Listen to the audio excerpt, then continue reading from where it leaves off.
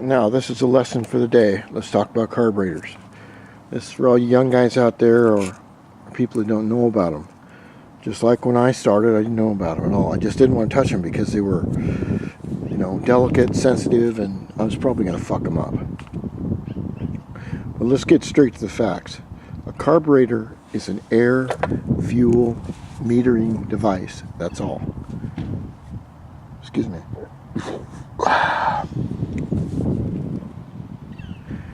What you want in your bike at all times, through neutral to a wide open throttle, is 14 or 15 parts air to 1 part gas or petrol or whatever you call it.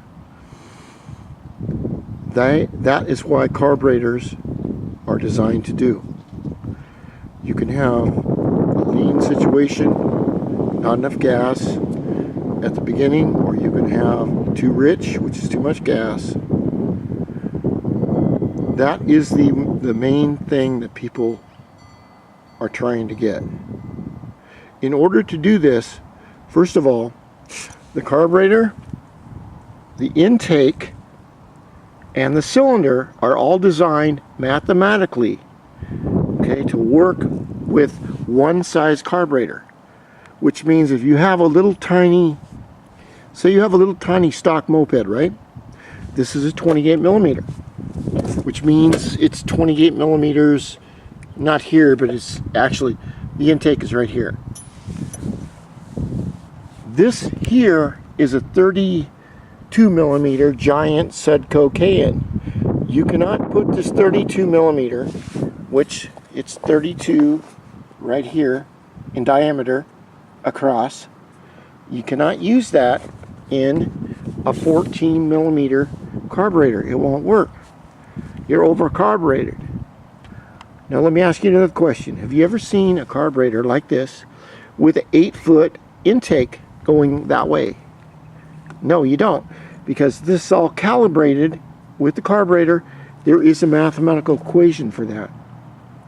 In order to get 14 or 15 parts air per 1 part gasoline or petrol, we have to adjust the carburetor. So what you do is you get a carburetor that's close. This is a, well actually it's 30 millimeter. I thought it was 28. This is a 30 millimeter.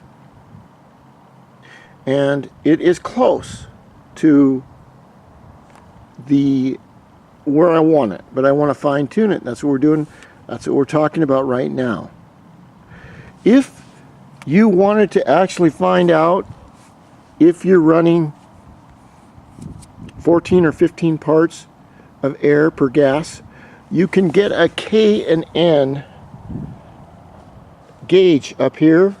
It has all these red and green lights on it.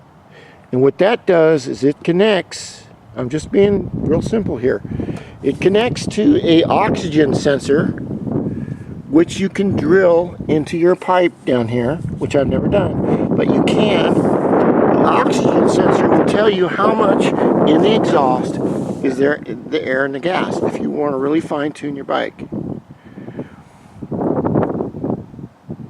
That's one way of doing it, which I haven't done.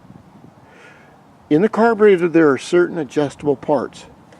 One is the slide. This is your slide right here. Okay? If you will see this little tiny cutout right here. Okay, different slides have different variations of the cutout, more or less. And that is what you can buy. And it has a number in it somewhere. Okay? Everything, all these parts have numbers. The next thing you can adjust, this is a jet needle, which is the reason I took it out. The jet needle, now look, this is all simple, easy stuff. So don't say, oh, it's carburetor, I can't touch it. Oh, I can't. Look, it's easy. Okay? Because you're going to be paying 75 bucks an hour, take it down to some bike shop, and they're going to let some 14-year-old kid do it and laugh at you while they rape you with the price and the bill. This is the jet needle that I took out. The jet needle consists of 5 slots and a C-ring. Okay? Normally, carburetors are set on the third slot. So there are two, and you can see this is one slot down. There are two slots on the top, two slots on the bottom. This one is set to where the jet needle is a tiny bit raised, like right here. It's raised. Now, if you can imagine this sitting in the main jet is just a little tiny copper fitting with a hole in it. If the needle is raised, okay, more gas or petrol will come out through the jet needle and go into the venturi and into the cylinder.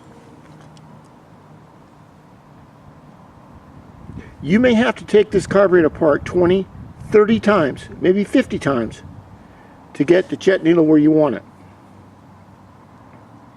or the jet. These are all numbered. This, let's see here. I'm just making this very simple for all you new guys out there. This jet needle has 3 parts. About up to here, about up to here, and about up to here. Okay? That's called tapering. The taper is all different. On this jet needle, if you look very closely, of course my eyes are all fucked up, but anyway, I'll put this against a white background. There is a number on here somewhere. You can get different jet needles with different tapers. What the tapers allow you to do is to have different amounts of fuel come out of your jet, main jet, and go into the motor. All right? So let's just say the motor has 3 positions. Low speed, medium, and wide open throttle. You want to have 14 to 15 parts of air per gas in all of those segments. The problem is that you may be one of these lucky Indonesian guys, or in the Philippines, you lucky bastards. That's a sign of I'm jealous. That you're 120 pounds and you're not 240 pounds like me, and the air condition is different, the humidity is different, the gasoline is different. So you have to taper your carburetor to get it where you want it.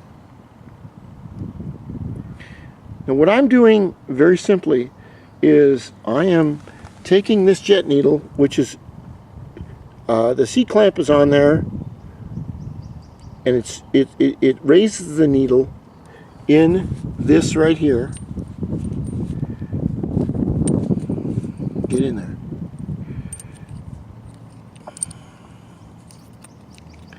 Anyway, it raises the needle. A couple of beers and I can't do a damn thing. This sucks about getting old. Alright, this needle is slightly raised compared to stock.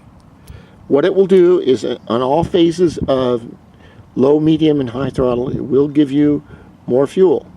That could be a flooding problem or it could be a lean problem. But you'll have to adjust it and find out.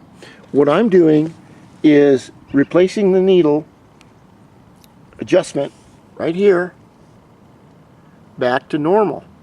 And I have to pull that off and put it one ring up, which will be right in the middle. I've got a real shitty camera. You know, I've got this real old camera and that's all I got. I don't have any fancy lighting, fancy